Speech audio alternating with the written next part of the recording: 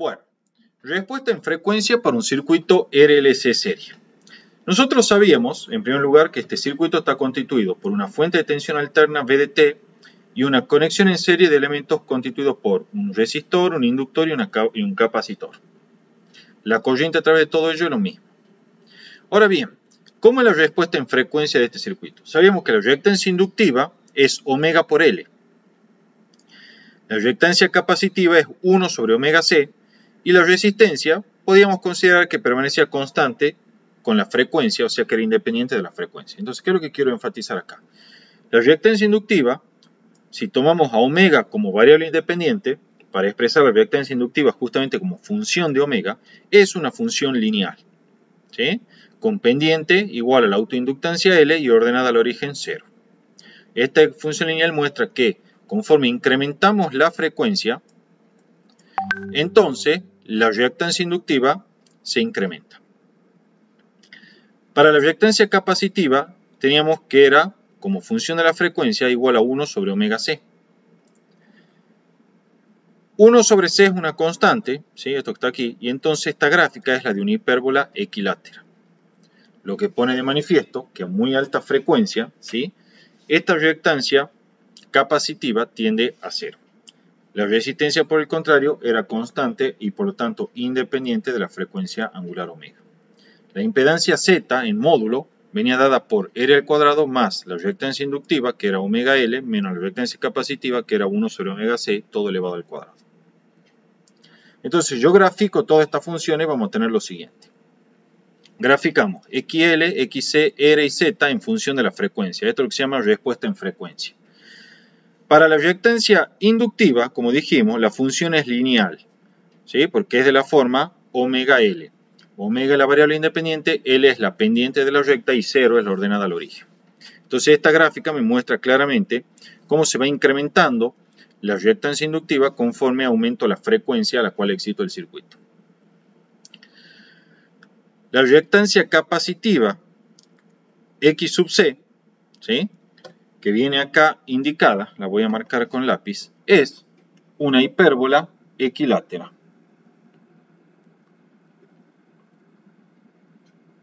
¿Sí? Esa es, acá yo no he sido muy acertado en poner la flechita, ¿sí? La hipérbola equilátera está así indicada, es la reactancia capacitiva como una función de la frecuencia angular, o sea, 1 sobre omega C.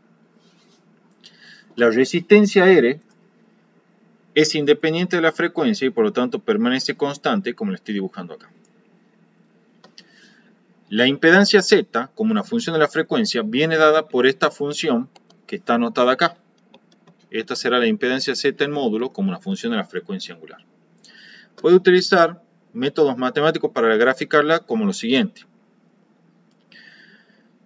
Para una frecuencia, fíjate, muy baja, ¿sí? Para una frecuencia muy baja que tiende a 0, entonces esta XL tiende a 0 y esta 1 sobre omega C tiende a infinito. O sea, la reactancia inductiva tiende a 0 y la reactancia capacitiva tiende a infinito. Entonces es obvio que esta función de impedancia Z de módulo va a tender a tomar el valor de esta reactancia capacitiva. Entonces, la gráfica, vamos a cambiar el color. Voy a usar un color verde. Entonces la gráfica de la impedancia Z para frecuencias muy bajas tiende a tomar, fíjate, el valor de la hipérbola equilátera en naranja, que era la de la reactancia capacitiva. ¿Sí? Obviamente, conforme va aumentando la frecuencia, esa reactancia capacitiva va disminuyendo, disminuye, hasta que en algún punto, que es la frecuencia que llamamos omega 0, esa reactancia capacitiva se hace exactamente igual a la reactancia inductiva. Entonces, en esta resta de acá, como la reactancia inductiva y capacitiva son iguales, se cancelan de a pares y la impedancia toma el valor de la resistencia R e intersecta en ese punto entonces a la gráfica de la resistencia R. Si yo ahora la frecuencia la empiezo a seguir, o mejor dicho, la continúo incrementando, lo que voy a encontrar es que, de acuerdo a lo que se ve en esta gráfica, la hipérbola equilátera que constituye a la reactancia capacitiva, sí que es acá, fíjate, va tomando un valor de 0, mientras que la inductiva va incrementando su valor hacia el infinito. Entonces empieza a imponer el valor, la reactancia inductiva, y por lo tanto la impedancia empieza a aproximarse al valor de la reactancia inductiva para alta frecuencia. Y entonces esa es la gráfica de la impedancia Z. ¿Sí? Así es como la deduzco yo, para no aprenderla de memoria y poder hacerla en cada ocasión. ¿Sí? Si no, utiliza un software como el GeoGebra que te la grafique y a la casa. Ahora bien, esa es la gráfica de impedancia. Entonces, ¿qué es lo que vemos acá? En primer lugar, esta frecuencia omega 0 es una frecuencia muy particular que se llama frecuencia de resonancia. Ya vamos a ver enseguida qué es la resonancia. Resulta que esa frecuencia es 1 sobre raíz cuadrada de L por C. ¿Sí? Y es como dijimos, la frecuencia a la cual la reactancia inductiva es igual a la reactancia capacitiva y por lo tanto la impedancia adquiere como módulo el valor de la resistencia aérea. ¿Sí? Porque este paréntesis de acá, omega L menos 1 sobre omega C, se hace 0, se anula. Ahora bien, para la frecuencia omega 0, que como dije es lo que se denomina frecuencia de resonancia, vemos que XL es igual a XC. Y la impedancia Z en módulo toma su valor mínimo, que es igual al de la resistencia aérea. Se lo ve clarito. La gráfica de impedancia es esta gráfica en verde acá, ¿sí? Que tiene una forma parecida a la de una parábola, pero no es una parábola. Vemos que su valor mínimo justamente ocurre a la frecuencia omega sub 0 acá abajo, ¿sí? Y ese valor mínimo es el valor de la resistencia aérea, porque insisto, ahí es cuando se anula el paréntesis correspondiente a la reactancia inductiva y capacitiva en la expresión para la impedancia Z.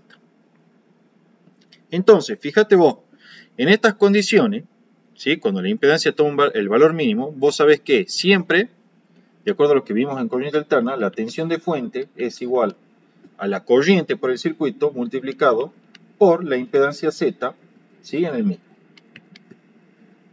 Desde luego, esta es la tensión de pico o amplitud de tensión de la fuente y esta es la amplitud de corriente a través del circuito. Y Z era el módulo de la impedancia que describimos hace un rato. Entonces, de esta ecuación deducimos que en cualquier caso, independientemente de la frecuencia a la cual existe en el circuito, la corriente de pico, o sea, la amplitud de corriente en el circuito es igual a la amplitud de tensión de fuente dividido en la impedancia Z. Por lo tanto, para un valor dado de tensión, recordad que la tensión de pico o la amplitud de tensión la impone la fuente, ¿sí? Depende exclusivamente de la fuente. Cuanto más pequeña sea la impedancia Z, mayor va a ser la corriente a través del circuito.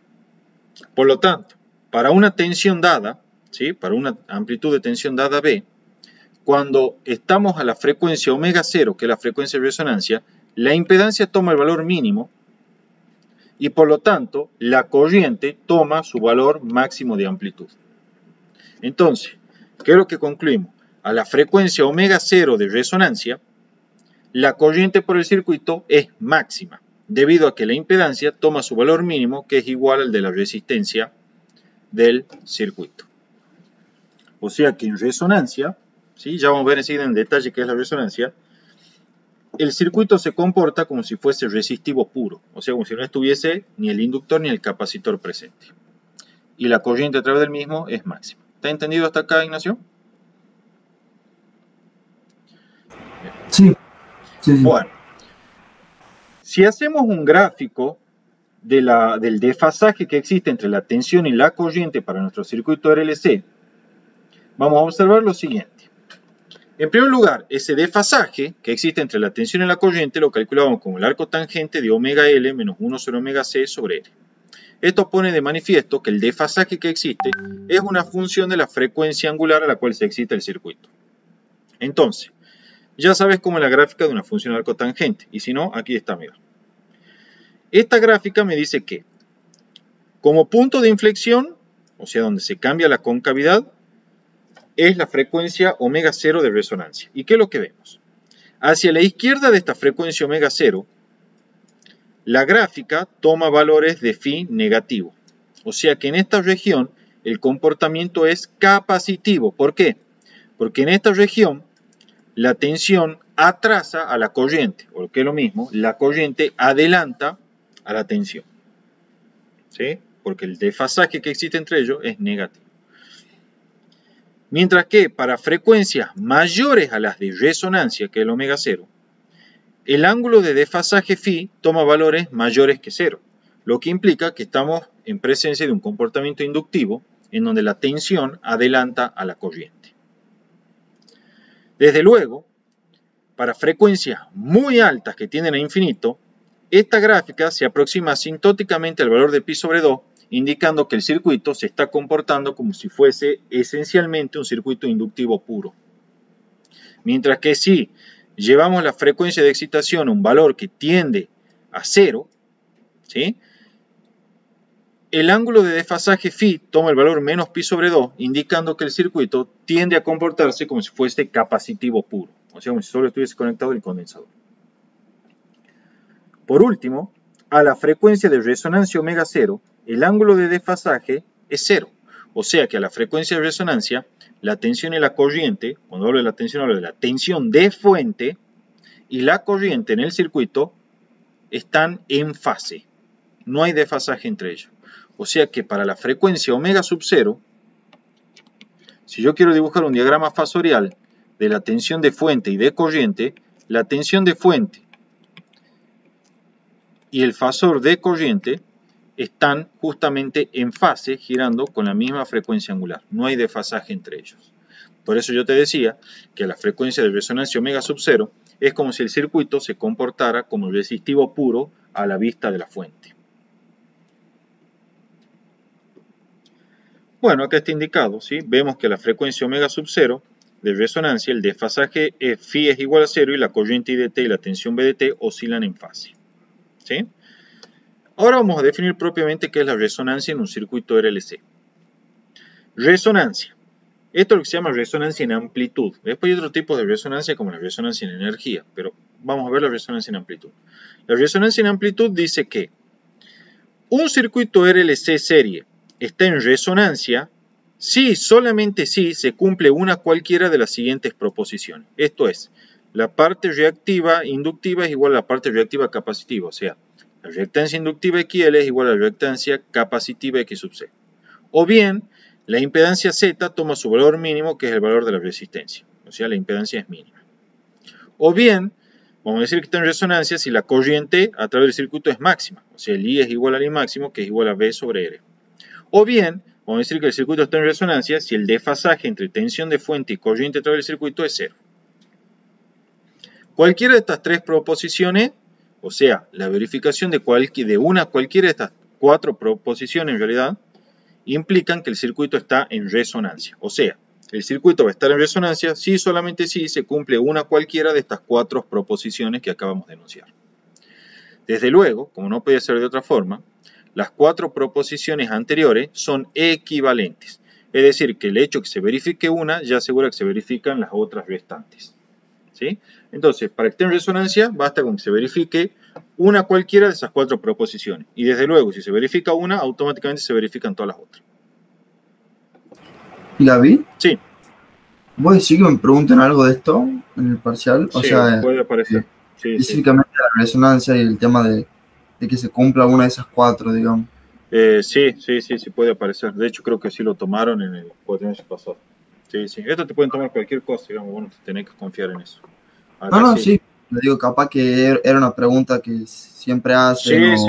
Sí, la hacen. De hecho, a mí ellos me lo enseñaron a eso. Ah, bien.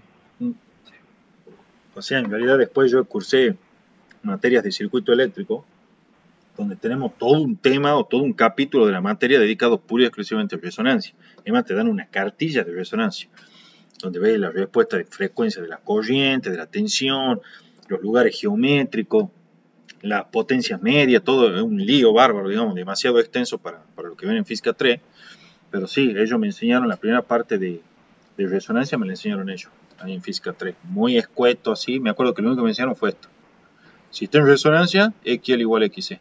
Fue todo lo que me dijeron. En serio, así, literal, me acuerdo en el anfiteatro A1, me lo acuerdo y todo. Pero, bueno, eso es lo único que nos han dicho también en el laboratorio, ¿no? Claro, bueno, sí, pero son todas equivalentes, que con que te digan una nomás está perfecto, digamos. Ya si te dicen una, ya está todo bien. ¿Sí? Porque las otras son equivalentes. Ahora bien, entonces, determinación de la frecuencia omega 0 de resonancia. Por definición de resonancia, si el sistema está en resonancia, entonces tiene que verificar la proposición 1, que es XL igual a X sub C. en resonancia. Entonces, el XL es omega 0 por L y el XC es 1 sobre omega 0 por C. Despejando de acá, encontramos entonces que la frecuencia de resonancia, la cual se verifica que la reactancia inductiva es igual a la capacitiva, es 1 sobre raíz de L por C. Y si recordás, esta no es más que la frecuencia natural de oscilación del circuito LC sin fuente.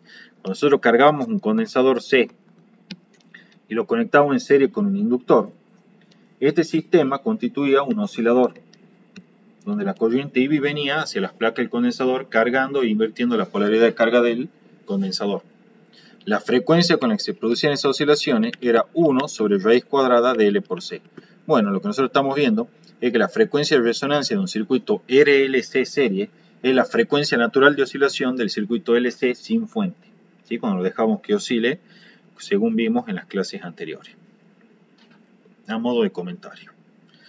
Ahora bien, para ir terminando la clase de hoy, ¿sí? Ya solo nos queda esta partecita, la última carilla, y ya terminamos. Quiero que veamos el comportamiento de la amplitud de corriente como función de la frecuencia y la resistencia aérea. O sea, quiero que veamos qué es lo que ocurre con la respuesta en frecuencia de la amplitud de corriente. Acá están las gráficas y estas te van a parecer muy similares a las que vimos en Física 2 en su momento, para el sistema con oscilación forzada. Fíjate.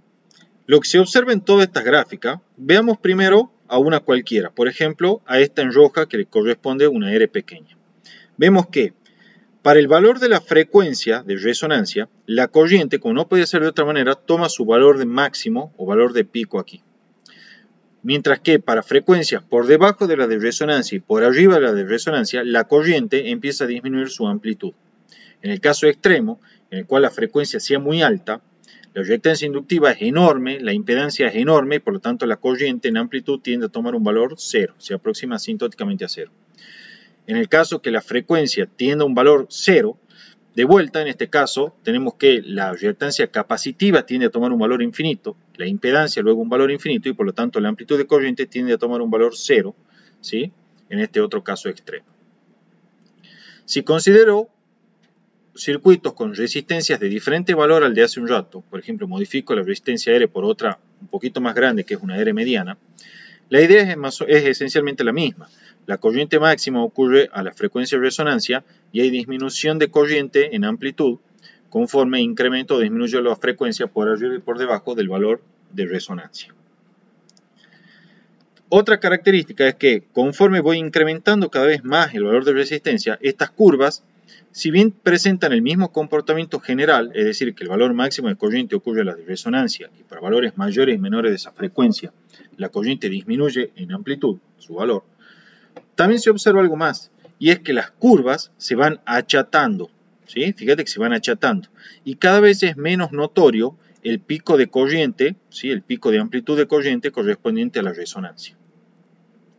Eso se dice en forma rigurosa que la curva pierde selectividad.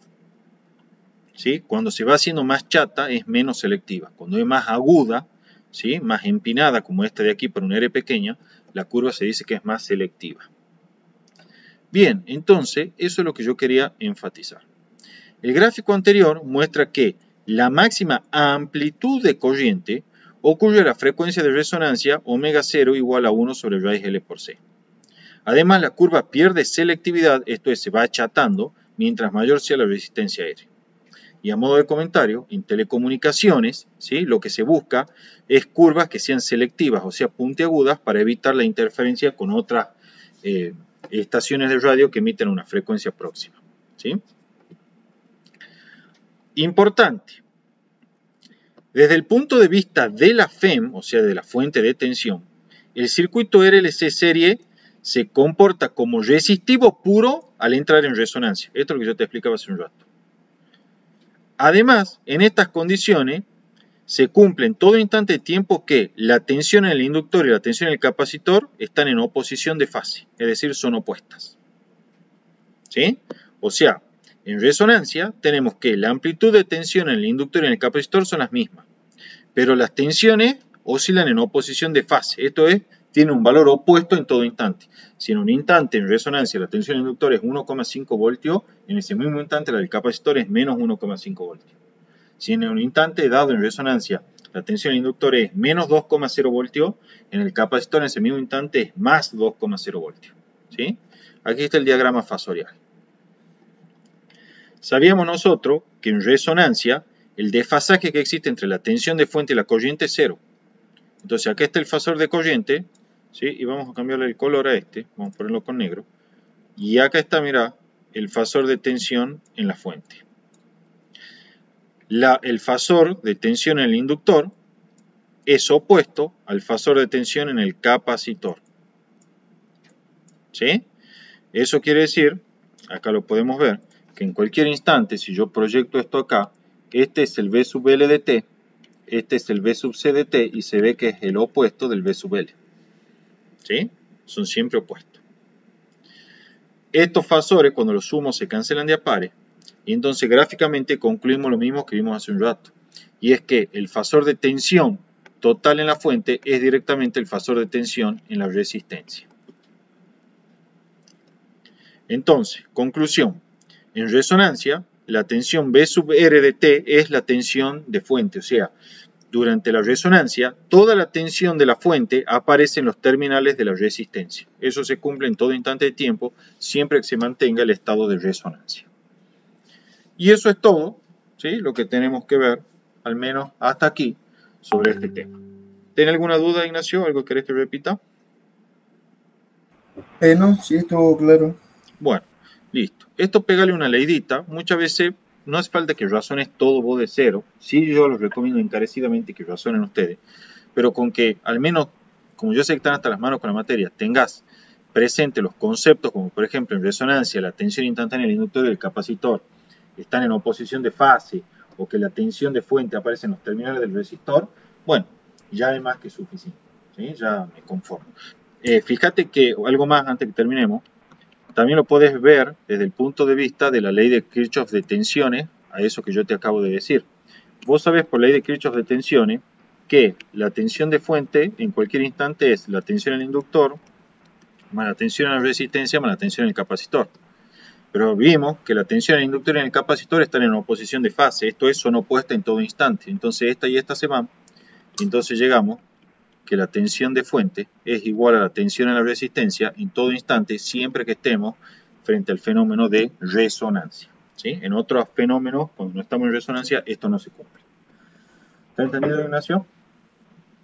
Sí, sí. Bien. Bueno, listo. Entonces dejamos de grabar la clase de hoy.